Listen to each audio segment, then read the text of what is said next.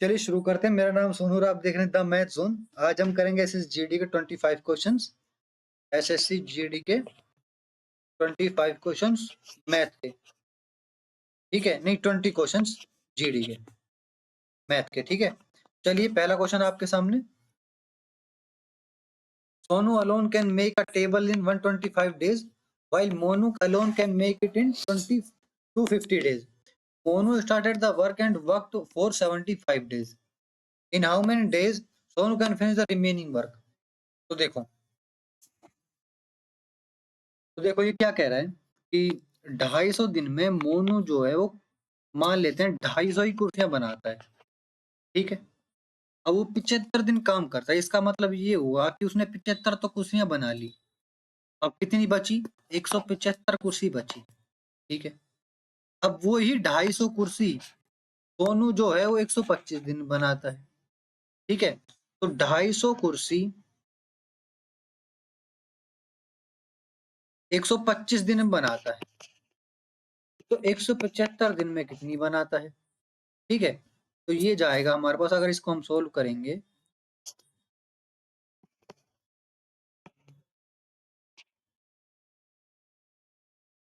ठीक है 87.5, बस यही फाइंड करना था, ठीक है?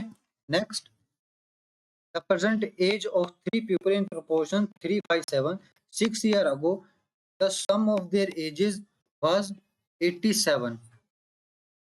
Find their present as.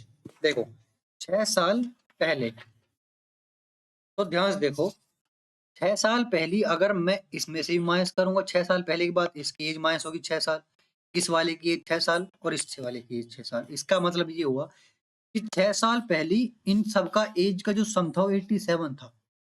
तो मैं प्रेजेंट एज बताऊं तो ये 6 साल, इसकी 6 साल, इसकी 6 साल, अगर तीनों की बढ़ा दूं 6 साल, तो कितनी टोटल कितनी साल बढ़ गई? 18 साल। अगर मैं इसमें 18 साल ऐड कर दूं तो कितना हुआ? 87 और 18 105। तो देखो 3x plus 5x plus 7x is equal to 105, ठीक है? 15x is equal to 105। ये हो जाएगा हमारे पास x इज इक्वल टू 7। तो इसकी वैल्यू क्या हुई? 21। इसकी वैल्यू क्या हुई? 35। और इसकी वैल्यू क्या हुई? 49, ठीक है? Next, 3 radius of a sphere is 3.5 centimeter. What will the total surface area of the sphere? Total surface area sphere का क्या होता है हमारे पास? 4 pi r square, 422/7, 3.5 into 3.5, ठीक है? हम टोटल करेंगे 88 इंटू में करेंगे हम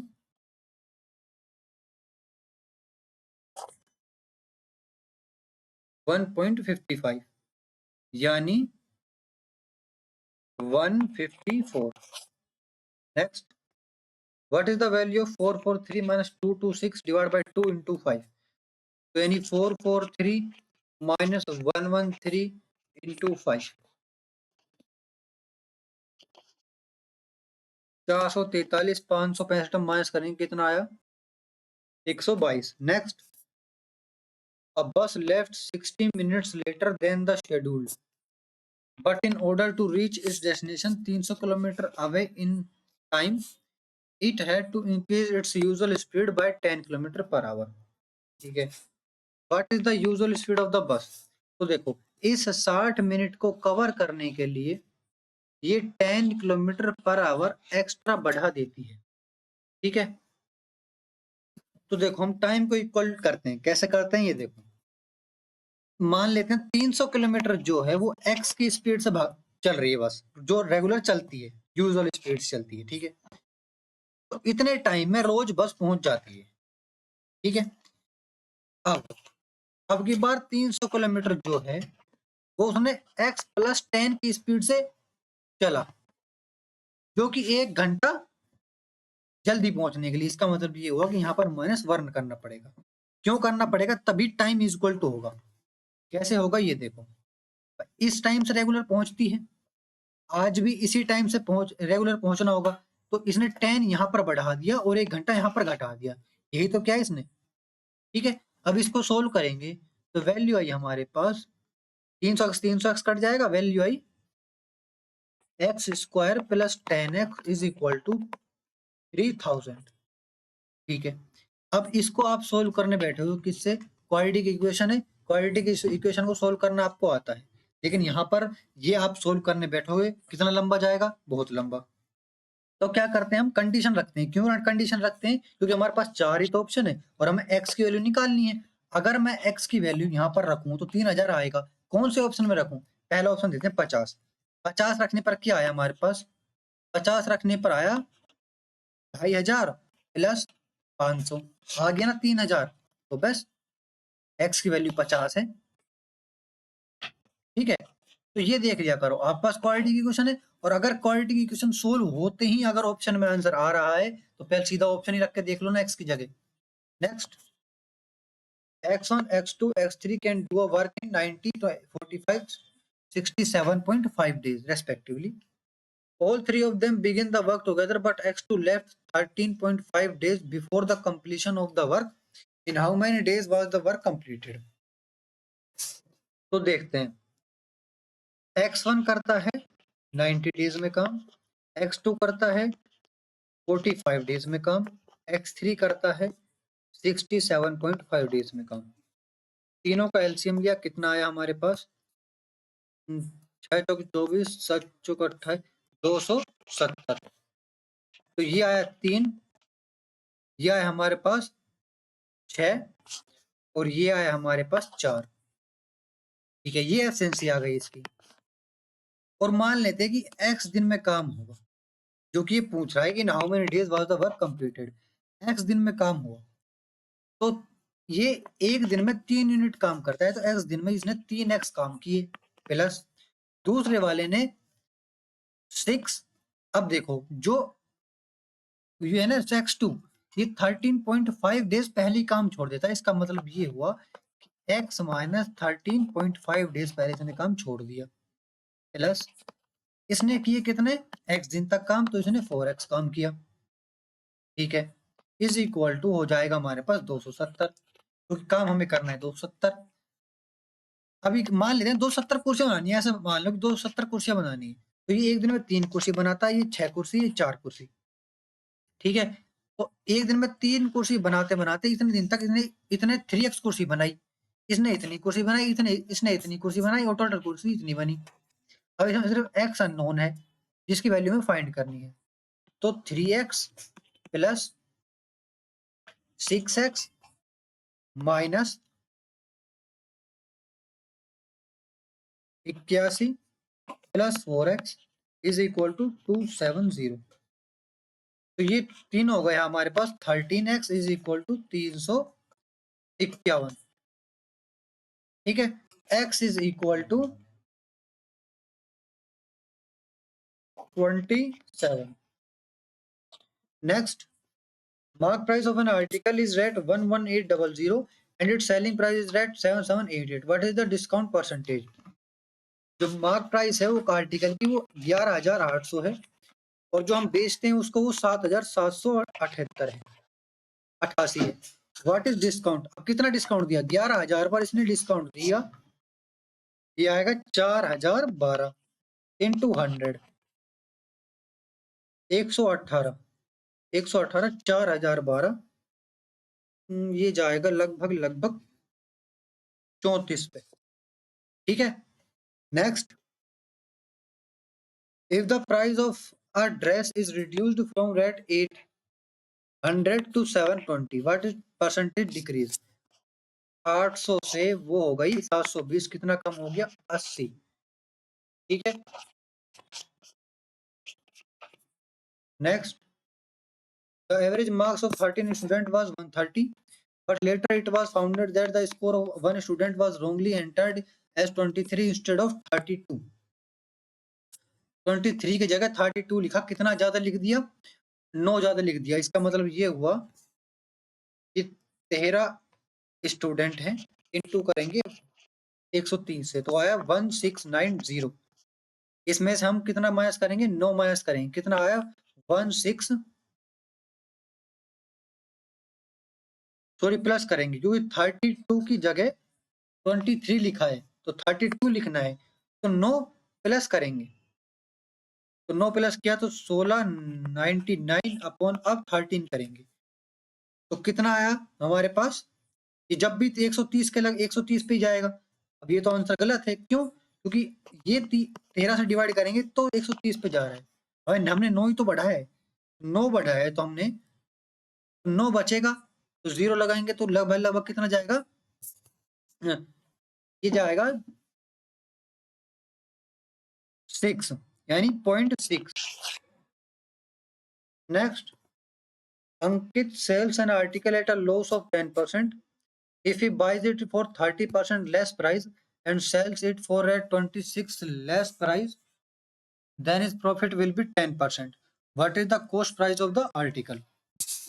देखो, अंकित ने एक आर्टिकल को 10% के लॉस पर बेचा, यानी मान लेते हैं वो 100 रुपए का था, 100 रुपए का लाया, उसने 90 का बेचा, लेकिन उसने क्या किया, अगर वो 30% कम लेता, यानी 70 रुपए का लेता और 26 रुपए कम में बेचता, 26 रुपए कम में बेचता और 10% को उसे फायदा हुआ, यानी इसका मतलब ये हुआ कि 70 का लाया और 77 का बेचा, ठीक है, 10%, 70 का अगर 10% ज्यादा होगा तो 77 होगा, ठीक है। अब 70 का लाया, 77 का बेचा, और वो जो इन दोनों का डिफरेंस है वो 26 है, सॉरी इन दोनों का डिफरेंस जो है वो 26 है, ठीक है। आपको समझ में आया, देखो पहले वो 100 रुपए का लाया था, 90 का उसने बेचा, ठीक है, 10% का लॉस कर दिया, लेकिन अब की बार मान लेते हैं कि वो 70 का लाया होता, ठीक है, 30% कम, और उसको 10% का प्रॉफिट हो जाता, यानी 77 का वो बेचता, 77 का बेचता, ठीक है, और जो 100 में से 77 का जो बेचा है, यानी उसने 26 रुपए कम करके, ठीक है, कितना हुआ ये हुआ 23, ठीक है, सॉरी 90 से कंपेयर होगा, 90 से, ठीक है, ये जो 26 रुपए है ना, ये 90 में से कम हुए हैं, ठीक है, यहाँ पर ये गलती 90 से कम हुए, तो 13, जो 26 है वो 13% है, तो 100 कितना परसेंट होगा, 200। बस यहाँ पर ध्यान रखना, ये 100 में 70 माइनस नहीं करने, 90 में 70 माइनस करने। Next, what is the remainder when 3529 divided by 10? Remainder कितना बचेगा, तो कितना बचेगा, बहुत सिंपल क्वेश्चन है। Next, Prithvi has pears and peaches in the ratio of 10:13. Klein has pears and peaches in the ratio 7:9. Vikram has pears and peaches in the ratio 5:7. Who has a greater ratio of pears to peaches? तो देखो, इसको हम क्या लिखें, 10/13, इसको क्या लिखें 7/9, इसको क्या लिखें 5/7। तो देखो, ग्रेटर कौन सा होता है, जो सबसे बड़ा होता है, जिनके बीच में सबसे कम डिफरेंस हो, ठीक है, तो सबसे कम डिफरेंस किस किस में है, देखो इसका डिफरेंस है कितना 3, इसका डिफरेंस है 2, और इसका डिफरेंस है 2। अब ये तो है नहीं बिल्कुल भी, ठीक है, अब इन दोनों में से बड़ा सोचते हैं, इन दोनों से बड़ा है ये, क्यों है ये, तो ये देखो, अगर मैं इन दोनों को डिवाइड करूं तो ये लगभग 0.77 से जाएगा, और अगर मैं इसको डिवाइड करूं तो ये जाएगा 0.76 के लगभग लगभग जाएगा, ठीक है, तो सबसे बड़ा कौन सा, ये कौन से वाला, सीलिन वाला। Next, the average weight of a class of 22 students is 42 kg. If two new students of weight 33 kg and 39 kg are added to the class, then what will be the new average weight of 24 students? 22 student का average weight है 42 kg, ठीक है, 2 नए student add होते हैं और उनके wait हैं 33 and 39 kg, plus 33 plus 39 kg, ठीक है, तो अब जो है वो 24 स्टूडेंट हो गए, उनकी एवरेज फाइंड करनी है। इज इक्वल टू ये हो जाएगा हमारे पास, इन दोनों का इंटू करेंगे 924 और इन दोनों करने के बाद हो जाएंगे ये 996। 996 डिवाइड बाय 24, ये जाएगा लगभग लगभग 41 के आसपास। Next, a man buys 35 mangoes for a rupee. How many mangoes had he sold for a rupee so that there is a loss of 30%? 35 mangoes 1 रुपए में लाया, ठीक है, और उसने कितने मैंगो सोल्व करने हैं कि वो 30% लॉस में चला जाए। तो जो 35 है ना, ये 35, ये हमें 70% है, 30% लॉस के साथ। हमें 100% बताने की किसका लॉस है। ये 30% लॉस के साथ है, तो किसका लॉस है, ये लॉस है हमारा 50 का, यानी हमें 50 पर 30% का लॉस होगा जब 35 आएगा। Next, simple interest and compound interest on a principal at a certain rate of interest for 2 years is rate 12,800 14,400 respectively. What is the principal? तो देखो 2 साल में जो सिंपल इंटरेस्ट बना वो तो बना 12,800 और 2 ही साल में बना 14,400। तो देखते हैं, देखो SI क्या होता है, SI जो होता है वो P into R into P upon 100, और जो CI होता है वो होता है P कॉमन लेते हैं 1 plus R upon 100 T minus 1, ठीक है, ये कोमा है और यहाँ पर ये ऐसे, ठीक है। तो रखते हैं यहाँ पर 12,800 is equal to P into 2 into R into 2 upon 100, ये जाएगा 50। P into R is equal to 64, ठीक है। अब यहाँ पर देखते हैं CI क्या है, 14400 is equal to P 1 plus R upon 100 2 minus 1। P into R की वैल्यू हमें पता है, तो R को हम लिख सकते हैं 6440 अपॉन P, क्योंकि हम P की वैल्यू निकालनी है। तो 14400 is equal to P 1 plus 64 upon 100P, इसका स्क्वायर माइनस 1। 14400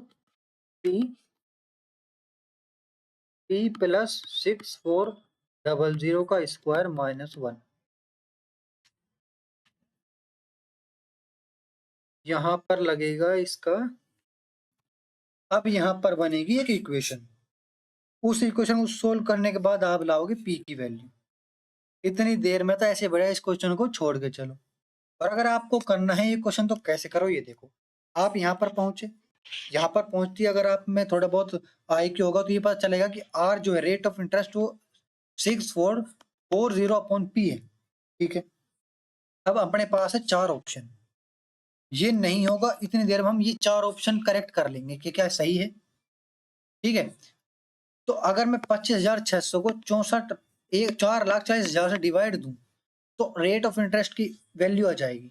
अब क्या रेट ऑफ इंटरेस्ट 2 साल के लिए, देखो 64,000 अपॉन 225,600, ये तो हो जाएगा रेट ऑफ इंटरेस्ट, 2 साल का बन जाएगा ये, ठीक है। अभी क्या 2 साल का इतना रेट ऑफ इंटरेस्ट क्या 1280 बनता है 25,600 का, ठीक है। अगर मैं P 25,600 को मानूं तो, ठीक है, तो क्या बनता है, काटने देखते हैं हम एक बार। ये हो जाएगा हमारे पास, ये जाएगा 25 से और ये हो जाएगा 50। क्या 25,600 का 50% 1280 है?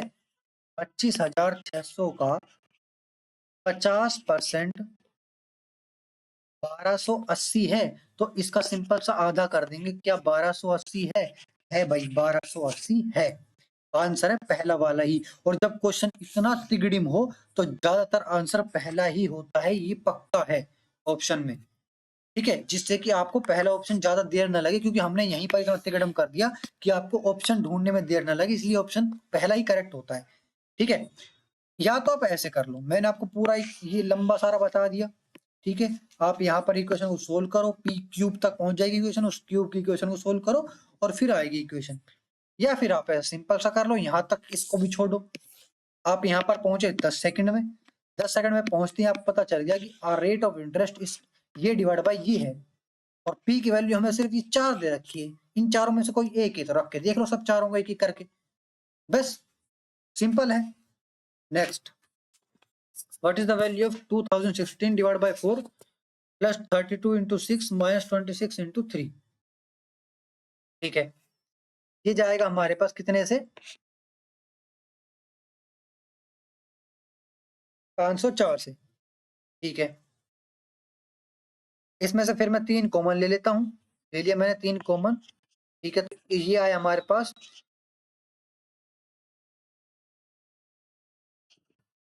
प्लस यहाँ पर 2 यानी 764 माइनस 26 कितना हुआ? 206 यानी 618। Next, the mark price of a chair is 20% more than it's cost price if the chair is sold for at 220 after discount of 20, then what will be the profit percentage? देखो, 220 में chair sold हुई, ठीक है, और 20 रुपए का discount दिया, तो अगर मैं इन दोनों को ऐड कर दूं तो मार्केट प्राइस आ जाएगा कितना? 240 जो है वो 120% है, हमें 100% निकालना है। कितना हुआ हमारे पास? 200, यानी 200 है कॉस्ट प्राइस, 220 है सेलिंग प्राइस। कितने का फायदा हो गया? 10% का। Next, what is the value of 48 minus 20 minus 8 divide by 4 into 3? इन दोनों को सोल्व करेंगे, ये आया हमारे पास 12,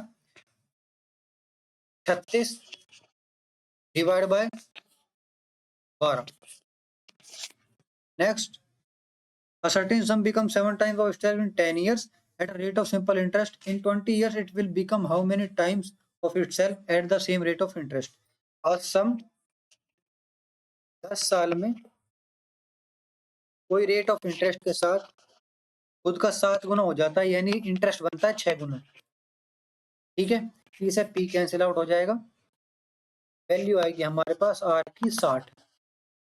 अब पूछ रहा है कोई भी सम 20 साल में उसका कितना गुना हो जाएगा, रेट ऑफ इंटरेस्ट 60 है डिवाइड बाय 100, तो कितना गुना हो जाएगा हमारे पास? आई वैल्यू 12p, तो खुद का कितना गुना? 13 गुना। ये ध्यान रखना बस इतना सा, यहाँ पर 12 भी है 13 भी है। क्यों? क्योंकि मैंने जैसे यहाँ पर किया था आपको, 7 गुना होता है तो इंटरेस्ट 6 गुना बनता है, यहाँ पर ये इंटरेस्ट 12 गुना है तो सम 13 गुना बनेगा। ठीक है, next, Vikram score 32% marks in an exam and failed by 15 marks. If he score 57% marks then he gets 10 marks more than passing marks. What should be the passing marks for the exam? देखो बहुत आसान है, देखो 32% marks, 15 marks से fail, 10% marks और बढ़ा दो तो 57 बनता है, 57 मार्क्स। इसका मतलब ये हुआ कि 1 मार्क्स 1% का है। ठीक है, तो 32% 15 नंबर पर फेल हो जाता है तो 15 नंबर बढ़ा दो, हो गया 47। आसान है। Thank you.